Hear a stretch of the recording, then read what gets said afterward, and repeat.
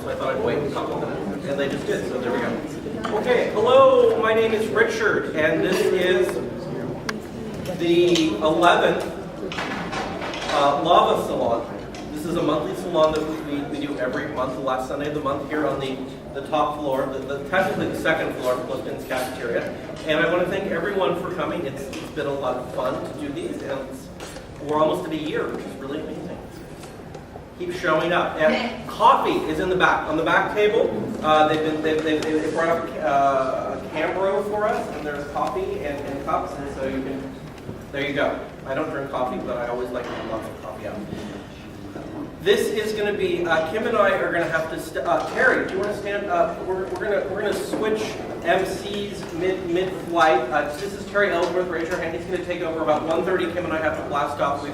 We have a crime lab event that we have to go to. But Terry's gonna bring you on home into Harbor, as it were. So you're in very good hands with him.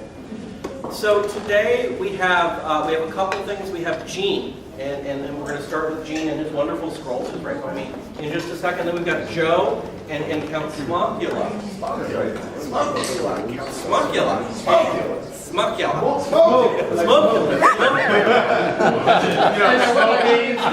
a cigarette, now you stand directed. We're just going to keep moving on. And we're going to... Gene. Yes. Gene, in front of you, in back of me, is a scroll. How many feet is it? It's about 64 feet. Okay, wow. But we have about 20 feet rolled? Yeah, about 20 this is the current one I'm working on. Well, if people want to come up and look at it after, we'll roll it down from there to the original start is, which is where we're going to append the new stuff, which is what we're asking people for suggestions as to what to draw. Right. So this was actually one of the first things we ever did for the Sunday Salon was to talk about the scrolls, which was preceded by an art exhibit that Terry curated for you just next door at Dr. Boris's chiropractic offices for Art Walk. So you're back here the second time, and again, let's say it again. So this second time you're going to take building permits, basically. Yeah. This is called Majestic Boulevard. It's the one I've been doing these since I was 9 years old. And it's your birthday today. Yeah, it's my birthday today. So this particular one, I started in 2006 when I lost my job. I've never been able to do things that are very remunerative. I do a free radio show and I do these. I don't know. It doesn't work. But anyway, so this one's been going for 5 years, and what we're going to do is we'll roll down to the end, as I said. And I've matched up the end of the original beginning of this Majestic Boulevard with a new thing we're calling Majestic Boulevard Western Extension, which is what I'm going to start on from there. And we have building permits here, which we would ask people, if you're interested, you fill out a building permit, tell me what you'd like to see drawn on there on the next extension section. We'll update the lava blog with it all the way through June and tell you what's getting built and what's finished up. And then in June, depending on my stamina, I'll come back and we'll show you, hopefully we've built everything that you wanted us to build. And I'm not asking for proper nouns, like don't tell me to put the London Bridge here, but I've already had some suggestions. People said, we need a prison. There must be some bad people in this town. We should have a prison. Somebody else said we need a port. So things like that, we have forms there, building permits, and you fill them out and tell me what you'd like to see, and then that's what we'll do. Great, and I'm wondering, I think that the better part of this is interacting with the scroll, so maybe you could just give us 5-10 minutes on, you said you started when you were 9, maybe you could just give us a little more focus on not only how you started, but what you've done to get to these Majestic Boulevard, and then people can come up, and I think just interact, and you can start to unroll. So why don't all right. Well, I don't know. I was born in San Francisco. I grew up in Napa Valley. I grew up in a small town, and I always liked cities. The city was the focus of things, even though I wasn't able to live in the city for a little while. So I started drawing when I was about 9 years old, and I did, I don't know, maybe 15 of them over all the years, and I had no audience for them, so I'd give them to relatives, like aunts and uncles, had them stored in their closets for a long time. And I don't think they really took them out several times a year. Oh man, look at this. I can't believe it. So there wasn't much of an audience for it, but I just kept doing it, and I'm very primitive. This is all crayon and pen, a little bit of watercolor. And I think I said this quote before, but it reminds me, John Fogerty, somebody asked John Fogerty once about writing Creedence Clearwater, and he said, well, how do you write? You didn't grow up on a bayou, and how do you write about these swampy places and all those things? He said, well, when you write, you go to this naive place that's just you and whatever it is you're thinking about. It doesn't matter whether you were really there or you really had the experience. That's what you do. And in my case, that's kind of what this is. I mean, I still draw cars the way I drew them in 1959, tiny. And through the years, though, there have been models. So you'll see things here that came from all sorts of sources. There are a couple buildings here that came from those glossy real estate ads in New York Times Sunday magazine, right? I copied an apartment building or something like that. Different source things. Otherwise, or online. I've gone online and printed out some nice versions of Victorian houses, different things like that. So that's kind of the whole routine. And I just kept doing them. I did them for many years. I stopped for about 20 years, and as I say, started back in 2006 again. And I figured this one will probably be the rest of my life. We'll just keep appending to it somehow. Anyway, so yeah, question. You know, when you started again after like 20 years of not doing it, was it just like a day hadn't even gone by, like boom? It's like, oh. Yeah, I thought I would be rustier than I was. And you know, when you're like 12 years old and you're laying on the floor with a Coke and stuff like that, I actually told my wife, I said, maybe I should get a drawing board now because I'm old. I mean, I started doing it at 60, whatever it was. And no, I'm still laying on the floor in front of the fireplace, so it works. I have a little cushion for my arm. But yeah. So, anyway, any other questions, or you just want to look? Have you added to an existing building from many years ago, or do you just keep going in one direction? Pretty much keep going. It's funny, that's a good question, because some of the ones I did when I was in my teens or 20s or something, and there's this bad revisionism where I would go back with like the wrong ink.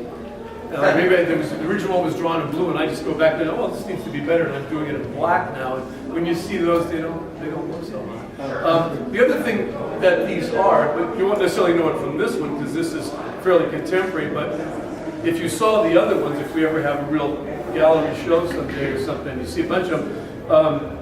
You'll see the time.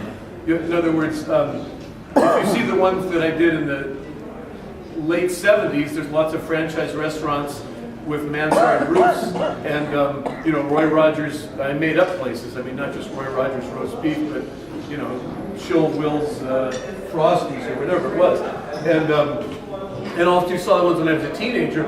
The only thing I was concerned about, I guess besides girls, but that's part of it too, was the school. So like I was telling somebody earlier, but every 3 blocks there was a high school. You know, now there's no high schools. Maybe one. And of course, and hospitals and police stations. And the earlier ones too had a lot of, it's all fictional of course. The earlier ones too had close-up things like teenage boys and girls and some gang fights, things that I thought would add color. But now the scale of it is pretty much this distorted perspective bird's eye thing. So yeah, any other questions? Yeah. I'm curious, why did you give it up, and then what inspired you to take it back? I don't know. And for 20 years, was it like a gnawing thing, or did one day you just say, oh my God, I got to do this again? That's a good question. I don't know. Well, my wife and I did them for a while when we were first married. She drew, she was pretty good. And you got away from it, you know, it's like you're making a living and all these other things. I mean, and right now isn't, you know, financially the best time for me to be laying on the floor either. But I don't know, yeah, something just said, yeah, and I was telling somebody else I was very guilty when I lost my job as editing a magazine, and I said, now I got to go back to freelancing again, what am I going to do? And I really want to do this. Should I do this now? I don't have any income at all. Yeah. And you know, I worked on it last week, and maybe 2 weeks go by, I don't get to do anything, then I do a block or two. So, yeah. I got a question. Sure.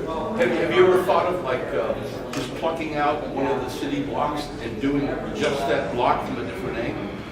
No, because I'm really poorly schooled. I'm not any kind of craftsman, so I sort of stick with what I can do, you know. Yeah, Terry. Does it seem as though, this has happened to me in my life, I used to love to read novels, then I got involved in making a living, and when usually you fall in love, and you sort of find out what it's really all about, kind of in a way, go back to who you were, and who you didn't like when you were out. Because I remember the last thing that my girlfriend said to me was, you and your books. So this was something that I had was a real comfort to me, a place I could go as I grew up. It's funny because I went out into the world and I came back to what I actually started out who I was. Yeah. It seems like Yeah, it does. It is. The other thing, it very much is it's a comfort thing. In fact, maybe I do turn to it when things are even rough. I don't know. But the other thing that it becomes, besides a sort of time capsule, is all of them cumulatively, there's about 15 of them or something, is it's a repository of all these people and things that are now gone. Like, I mean, a lot of them were enthusiasms I shared with, in one of the very earliest ones I did a kind of a New York style place for my idea of it, and I had this giant building that said, Gilbert and Company, Classics Illustrated, because when I was 12 and 13, my cousin and I, who's not dead, we collected Classics Illustrated. And here's the headquarters where they make the comics, you know. And I had to put in it, and now all those are gone. He's gone. Comic books are moldering away, and those franchise restaurants are gone too. So it's almost a diary. yeah, it is. And in fact, in this one, you'll see some of you may have known him. A good friend of mine, Bill Leibowitz, who ran the Golden Apple comic book store. Bill and I were big doo-wop fans, and the name we used to have for Bill was Major Bill, named after Major Bill Smith, who was a Texas rock and roll entrepreneur. Anyway, in here are a couple of venues that are pretty much based on the Wiltern Theater that are called they're called Palace, the Palace Theaters, and each one has a bill that is presented by Major Bill. It says Major Bill presents various acts that I like. Dick Campbell, the protest singer, and some doo-wop groups like the Five Fantastics or whoever. So Major Bill is immortalized there. He's been gone, 6 or 7 years. Yeah. Oh, I only get 2 questions today. Do you ever you put friends in? So like some of the characters on the street scenes, maybe they're relatives, friends you. Well, in the old days, so they were named after. Some of these had names that were named after cousins or aunts and things like that. I mean, there were little shout outs in here. My favorite one, which probably no one will get, so I might as well tell you, is in the downtown section here. I was doing some skyscrapers, and there's a real estate company, I don't know if it's still around, called Tishman. Is anyone? Yes. Yeah. Is it still around?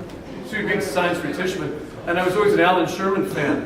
So he had one of these songs about, I drive up Ocean Parkway. It's all about all these Jewish relatives in Brooklyn. And it was a call out of all these names like Tishman. And one of the lines was, you remember the Tishman twins, Gerald and Jerome. So once I built one Tishman real estate building, I built another one. So they were Tishman twins. So, yeah. Gene, I think time-wise, I think if people want to come up and look and keep asking you questions and fill out permits, now is the time to start that. Fine. So I think and after a little bit, the wall here, and people can just. And you have books as well? I have some books if anybody wants my book. Yeah, Gene, tell us about your books, like Catalog of Cool. Well, I wrote it in '82. Anyway. But what we'll do, when you look at it, we have to roll it up at some point so we can get to the new stuff. So, anyway, Kim, tell me when we need to move Absolutely, along. we'll keep track of it. Yeah. Hi.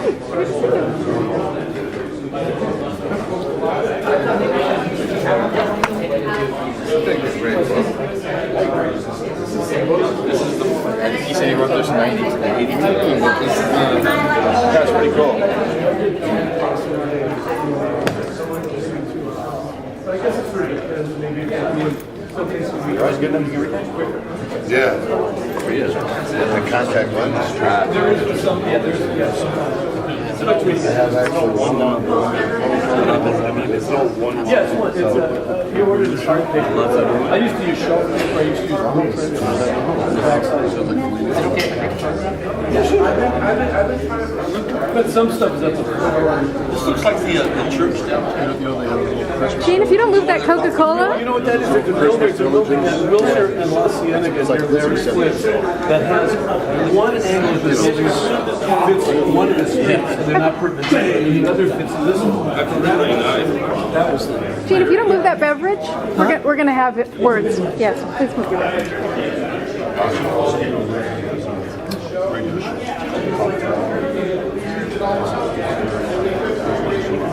We had better light. I've been reading Hillary Clinton. I'm not thrilled with it. It's all about the women in his life. His mother. Some of the other ones have I still write. Gene, I think so. Okay, so everyone, I want to, in a couple minutes, if you could get your permits in. I certainly don't want to stop anyone from filling out their permits or talking to Gene, but we do have to move on to the next presentation. So we're just perfect. So in the next couple minutes, you can wrap it up. And Gene, you're going to be here. Yeah. So don't worry, we're gonna get through the next set of presentations, and there'll still be time to talk to Gene. Perfect. Where did you're here? I'm right here. Did you ask me about the sentence? Perfect. Leave it right there. Perfect. Okay. I didn't want to ask you. Yeah. So I don't have my back to Joe. Yes. Okay. If I could get everyone's attention for just 1 minute, Gene has some very specific instructions for the building permit. Yeah, thanks. All right. We're trying to wrap this up, so what we're going to do, Rick is helping me. We're going to get back to the very beginning, and once we do, the new section down here, which is on a separate roll, you'll see it. It's just started, but that's where I need anyone who wants something built to fill out building permits for that section. It's empty, so I guess we got permits left here. If there aren't enough permits, you can email me. I'll give you my card. But you write on the permit what you'd like to see drawn, and that'll be drawn on the extended red light district. No. Yeah. And then cemetery. I guess it's hold on 1 second. If you fill out one of these, then just give it to me and I'll get it. I'm sorry. Yeah. No? That's no. I've got another suggestion. I'll put it in writing. Yeah, that's fine. This is How did you? Put a ball there. Save it. No, I'm also. Thank you. Yeah. Go ahead, Rick. Yeah. And then, well, here's the new section, which is they actually fit together. Yes. Oh, $10. Oh, the capital. Okay, so Kim, that's right. Thanks a lot for coming. That's a long way.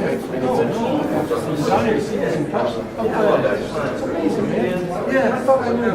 You don't know about the cross-dressing part. I don't even know.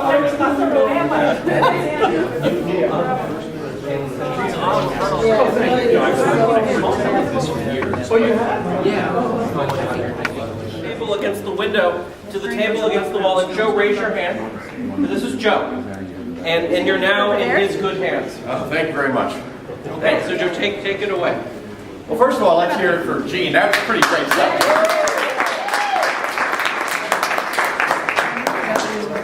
My name is Joe Osterly, and I wrote a book called Weird Hollywood. I've also written Weird California, Weird Las Vegas. Weird Hollywood is recently released. It came out at the end of October, and it's doing pretty well. And what I love about Weird Hollywood is I got to meet some really interesting people, including Kim and Richard. I'm just meeting Gene. And anybody seen a vampire here with a face? Oh, there he is. There he is. Guys like Count Smokula. So today I'm going to do a little talking about just some of the cool people that I've gotten to meet because of this book. I do want to tell one story that's not in the book that is a favorite of mine, and Kim may even give me this story. I don't remember where I got it. But it goes back to World War II. World War II comes around and the Japanese had bombed Pearl Harbor. Suddenly everybody in America is worried that there's going to be bombing on American soil. We've never really had it before. And people are really worried. Nobody's more worried than the West Coast. And on the West Coast, nobody is more worried than Los Angeles, because Los Angeles feels, well, if the Japanese come over and they bomb LA, they kill Clark Gable, they kill John Wayne, they're going to demoralize America. So there's a real panic in the sense that LA isn't lighting up the way they used to, and the premieres, they aren't having the Klieg lights because they're worried that the Japanese bombers are going to see this is where Hollywood is, and let's bomb there. So if you've ever seen a studio from the air, you can imagine a studio to an enemy bomber looks a lot like where you may manufacture warplanes. So I don't think it was Boeing, I think it was Lockheed Martin, is in Burbank. And at the time, Warner Brothers was worried that they were going to be confused with Lockheed. Now Lockheed up top, they took precaution and they put all this camouflage on top of their hangars. So it looks like, you know, they had fake leaves and bushes and some fake trees up on top. You're walking by and it looks kind of odd, but if you're flying above, it looks like you're flying above a town or a city park. So Jack Warner, the head of Warner Brothers Studios, is very concerned that Warner Brothers is going to get accidentally bombed because they're going to think that it's an airplane hangar. So instead of paying the money to have camouflage and fake bushes and fake grass, Jack Warner, this is all urban legend. The interesting thing is, you talk to anybody in Warner Brothers, the best you'll get is, yeah, I've heard that story. You talk to anybody at Lockheed, and they're like, oh yeah, this definitely happened. Jack Warner ordered the art department to go up, and on big red paint, like Bugs Bunny wrote it, it goes Lockheed that away, and a big red arrow. That story didn't make the book. I wish it did. But I didn't see that one. I mean, you can imagine Bugs Bunny up there. I mean, even the phrasing, Lockheed that away. It's a little fun story. So let's get on to some of the personalities. I had the very distinct honor of being a guest on Skip Elo's. Yes, exactly. Skip Elo's cable access show about a month ago. I interviewed Skip for the book. I've met him a few times. A more lovable man you're not going to find. He's just a little imp. Just Joe, I'm sorry. Yeah, go ahead. What is the title of Skip's autobiography?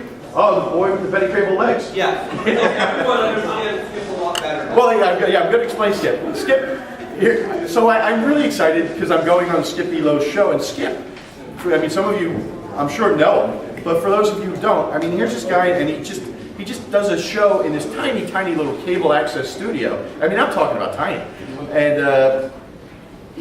And he's interviewed some serious legends. He's interviewed Marlon Brando, Shelley Winters, Tony Curtis, Eartha Kitt, Milton Berle. So, I mean, some serious heavyweights. And then he just got, an author of a weird Hollywood book. But I mean, it is really weird to be in that kind of company.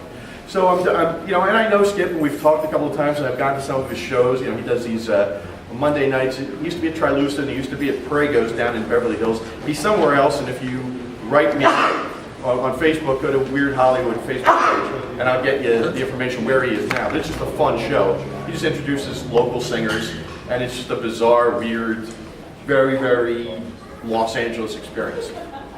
I mean, you get singers like the ex-wife of Ike Turner and John Denver's widow show up, and then there's just like some guy who sings, and some of these people are very, very talented, and some are less talented, but by no means less interesting. I mean, it's a fascinating show. Are there still judges?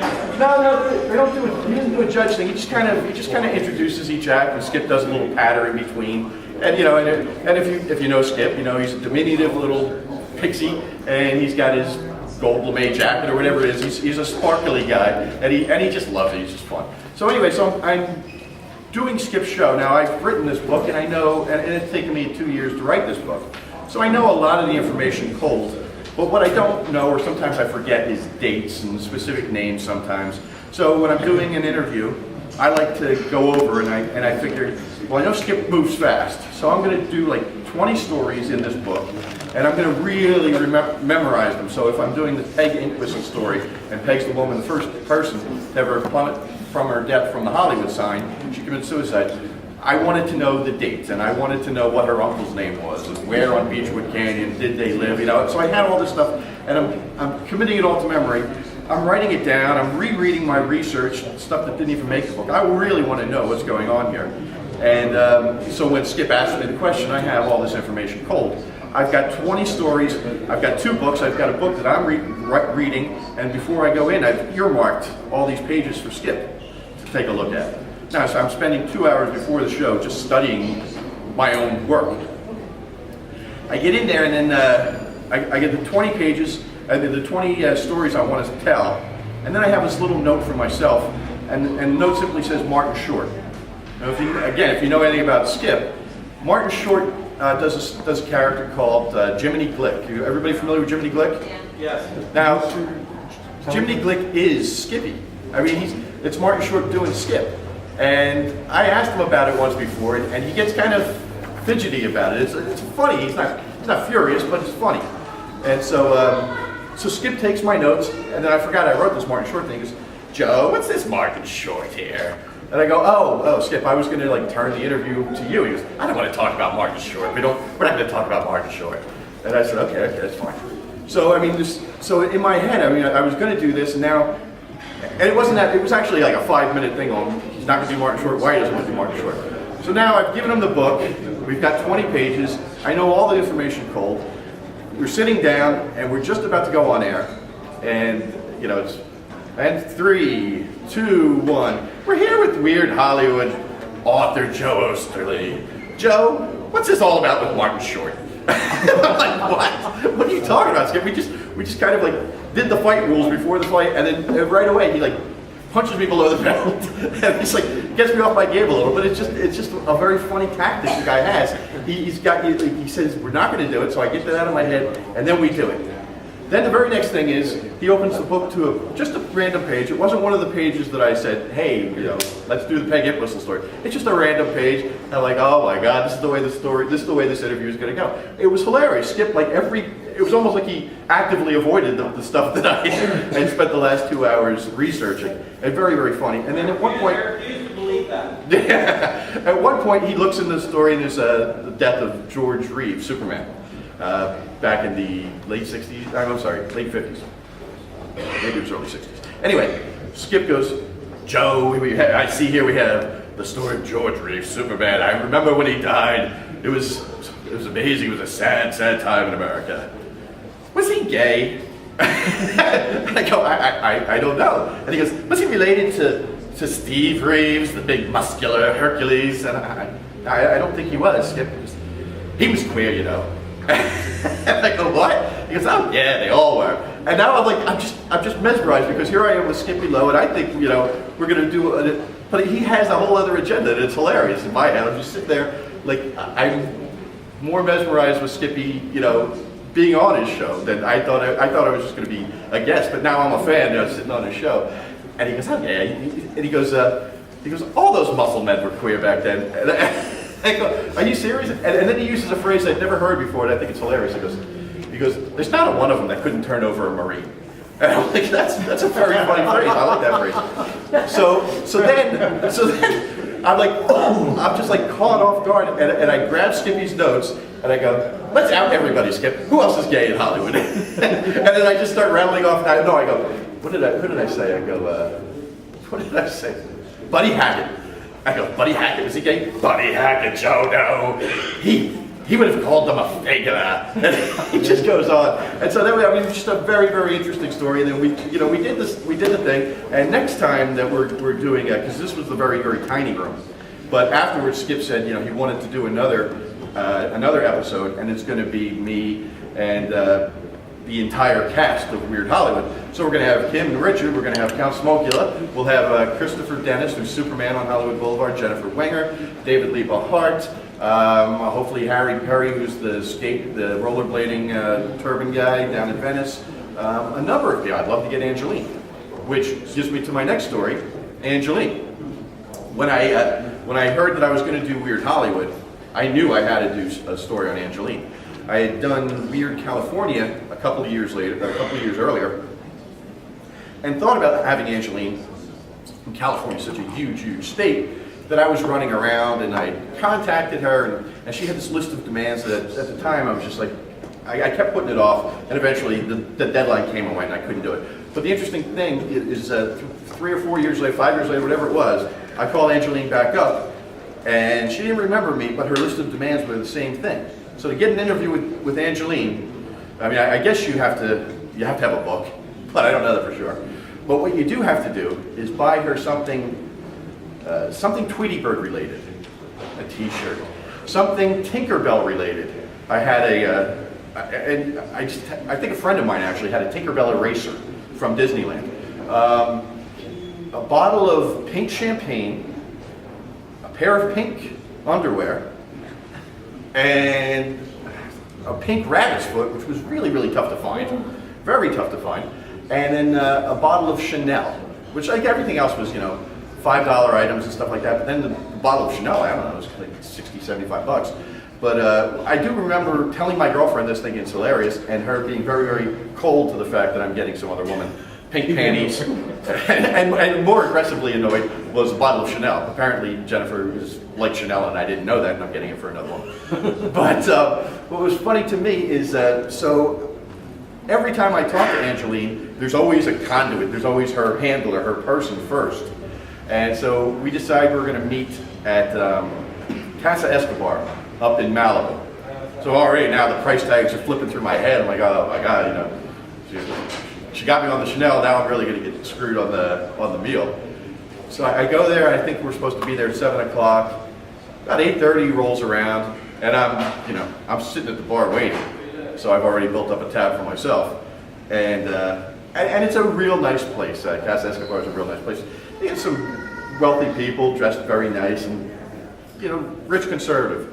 And then it's like the doors open up and the Red Sea parts, and in walks Angeline, and she's in this pink form-fitting micro mini with smiley faces all around, and their big stripper heels, and her handler, and she just walks in, and just like all heads turn, and she's walking right up to me, and it's just a really, really bizarre and surreal moment when suddenly everybody realizes that Angeline is there to meet me. I felt like the prom king, like in a very bizarre world. But suddenly I am the king of the prom here because Angeline is coming to meet me. And we sit down and we're talking, and just a very nice and real sweet lady. I know that before I met her, I'd heard all these horror stories, and I had heard what she's going to look like. I was surprised, from all the horror stories. I was like, she's really nice, and she looked nice. Now I have seen pictures where they weren't the most flattering, but the day that I met her, first day I met her, she looked very, very attractive. I have no idea how old she is. That's one of the first questions anybody asks me. She's older than me, and I'm 496. The second question people ask me, I won't dignify with an answer, but I will answer the question. They're about the size of my head. Oh. So, and the left one's a little bigger. Okay. So if you're curious, but Where's Angeline now? I've met her without me. yeah. What was that? Where's Angeline now? Where is she? Oh, where is she now? I don't know. When I did my, I had a big book launch party at Bordner's in October. Smokula was there. A number of people were there, and Angeline was supposed to be there. So there I am up on the Bordner stage, and I'm announcing guests, and the Count was gracious enough to play his Weird Hollywood song, the song Weird Hollywood. And he wrote and he had a couple of other ones on the squeeze box. David Leba Hart got up, Melrose Larry Green got up and said some nice words. And every now and then I'm on stage and I'm getting a call from Angeline's handler saying, Angeline is right around the block, we're coming. She kept coming, and eventually I got a phone call while I was on stage, and they said Angeline isn't coming inside, but she would like her signed book. And she's a diva and she must be paid. The funny thing is, so I'd laid all of this money out for Angeline, and now I'm sitting here telling the story with Count Smokula, who I got for a $6 tie lunch. So, I'm thinking maybe I need a handler because I got no pink panties. no, you got nothing. Yeah. I'll get you some penny stuff. Either that or something that big. All right. But and then of course my favorite person that I ever got to meet during this book is the one and only Count Smokula here. I mean, I don't know if you know Count Smokula, but now that you've been introduced to him, I dare you not to spend half an hour on YouTube checking out this man's music catalog. I mean, it's fantastic. My favorite song is Zombie. I don't know what you're doing today. Are you performing? Okay, but well, my favorite song is actually Weird Hollywood. But but the Zombie is very good. Tim and I have Yes. Okay. So we're going to segue. That's right. That's kind of what I was doing. Oh, no, I know you are. I know you are. I'm going to say goodbye to everyone. Terry, do you want to raise your hand? Terry's going to take over as MC. You're doing a great job. So you'll sing some songs for us, maybe 15, 20 minutes, and then I know people will have questions. Why not? Perfect. All right. So get your questions ready. Okay. Keep going. God bless. Absolutely. You guys have fun. Thank you, sir. And if anybody wants to buy the book, Weird Hollywood, I'll be selling it, signing it here for $20. And you want to read more about Count Smokula, more about Angeline, more about Sleepy Love, and everything else that's weird in Hollywood. I'm happy to tell you stories and sign books. And now, without further ado, No further ado. You don't do the questions now? what's that? We talked about? Your question. Well, it's 50 minutes here. Oh. But yeah, if anybody has any questions for me, I'll be here until the end. So come on by, we'll talk. I'll be happy to talk. And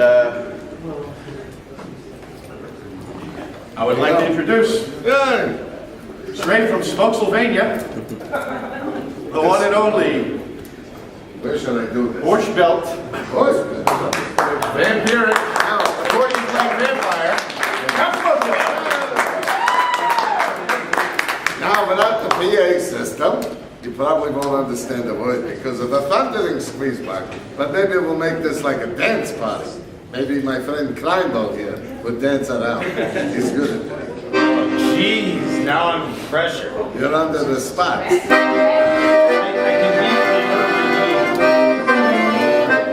But it's true, I think I should get a handler because I got no pink panties, no Chanel, nothing. But I got the great friendship and the wonderful author, Mr. Joe Osterley. I enjoy his company, his wild insights. And this is much better than Chanel. Number 6, 7, 8, 9, 10. So, back in Spokesylvania, the land that never was, isn't now, and never will be. We used to have an annual bean eating festival called the Schlaban. We would grow the Spokesylvanian beans. There was a special variety. They were a bit larger than normal beans. In fact, they were almost the size of human beings. But we would chop them up and put them in a big soup called the Schlapperwood. And of course, the men and the women would prove their manlyhood and womanlyhood by eating the Schlapperwood all night long while singing and dancing the happy Spokesylvanian songs. This was called the Schlaban. And one of the favorite songs of the Schlaban, since it took place all night long. By the way, once eating these beans, it would cause them tremendous gas, unbelievable gas, which would actually fuel the economy, as we would say. But they would mostly pass out from the noxiousness of it. And in the morning, the man and woman, or the young boy and girl, who was still standing, who had the fortitude to still stand, was named the king and the queen of the Schlaban. Now, when you talk about kings, in Spokesylvania, we had a king who came to the United States a long time ago. He went from the Memphis of Egypt to the Memphis of the Tennessee, and they called him Elvis. But originally, he was from Spokesylvania, and he was the king. I just wanted to add that as a sequel, because when Son of Weird Hollywood comes out, if Joe would listen to me, this could be. So this was one of the favorite songs in the Schlabans, which I'm sure Mr. Kleinbau would dance to. It's called I Like the Nightlife.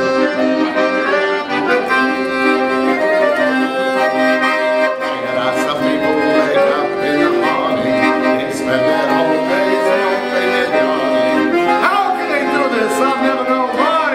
I love the nightlife since the day that I died. I like the nightlife, I like the nightlife, say la vie.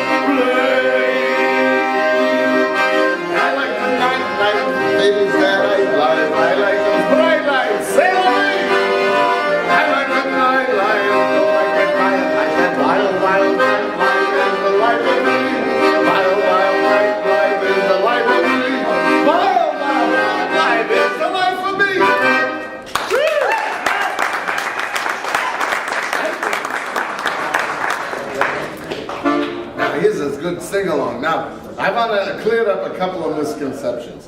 Number one, I'm not weird in Spotsylvania, no. Number two, I don't live in the Hollywood of the California. I live in the Mar Vista of the California, where the actual revelation took place on the sleepless night of August 18th, 1997. After ingesting a rather large vegetarian pizza in the presence of the Russian Madonna, the 12 tenets of the faith came upon the Count as he lay upon his couch of marital discord. And this is why Mar Vista is called the city of revelation, and why I am the prophet and the redeemer of smokulism, the great worldwide faith. Since this is Sunday, it's a perfect day to give a sermon, for example, the Sermon upon the Mountain, but we're not going to do that today. We're going to enjoy ourselves and just sing Spotsylvania songs. Where that story went, I don't know, but I just want you to know that I could be preaching.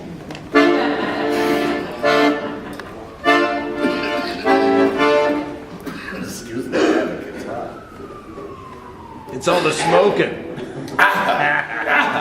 That comes from flying with my wings all the way from Swansea. It's chilly up in the atmosphere. So now this is the story of the Hollywood of the California. There was a big revolution in Spotsylvania when Flush the Flegel conquered the horrible Hempel the Hump, who was the evil dictator who burned everybody's loot. And then the Count came over to Spotsylvania to make a fortune as a public access TV show host, which is not really too possible, as Skippy Lowe might be able to tell you. Here we go. This is the story of the Hollywood of the California. Now I got to remind you, a lot of things that came from the United States or entered or emanated. How's that for a word? Emanated from the United States actually came from Spotsylvania. For example, you know, what you call the television set. We called it the Vasatskavan. We had it 400 years ago. The only thing is we didn't have electricity in those days, so people in Spotsylvania would have to pump it with their feet. They had little foot pumpers, and that's the way the picture kept going. That's why Spotsylvanians stayed so healthy. And got to be 400, 500, 600, 800 years old because of the health of pumping, watching TV in Vasatskavan. We also had a thing you might have, it's just a recent development over here, the VVV.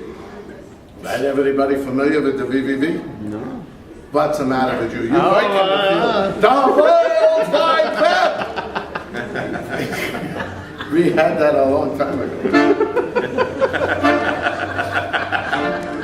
But the main thing that was important, one of the great contributions to world culture of Spotsylvania was what you call here baseball, right? But we called it bat ball because we actually used the balls from dried balls from a bat, and we would pile them and whack them with another dried bat. Man, those things hurt when you get hit with them too. Yeah, you wouldn't want to get hit bad. You might want to get a rubber band and tie up the bat. Exactly, tie up your knots.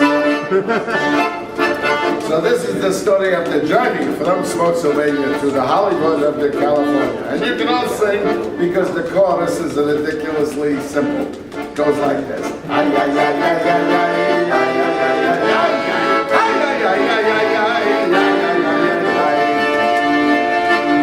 You got it? In Spotsylvania, everything is groovy. And all these playing bat-ball and watching peaceful industrious are making some of us in good and some are so drinking.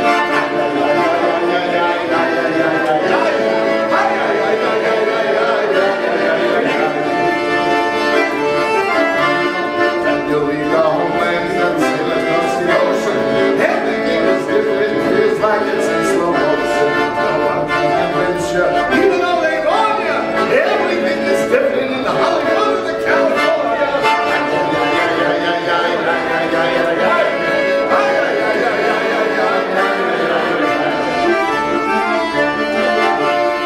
Everyone's an agent there about